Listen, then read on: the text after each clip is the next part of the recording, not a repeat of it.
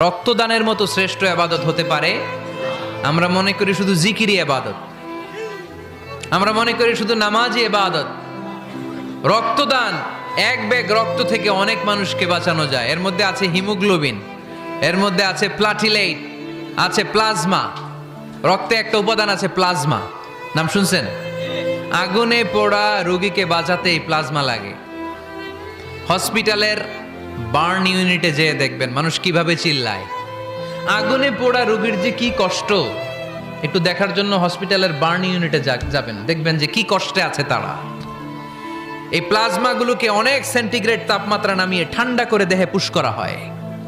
আপনার এক ব্যাগ রক্ত থেকে প্লাজমা আলাদা করা হবে, প্লেটলেটস আলাদা করা হবে, হিমোগ্লোবিন আলাদা করা হবে, শ্বেতকণিকা, লোহিত কণিকা আলাদা করে অনেকগুলো মানুষ বেঁচে যাবে।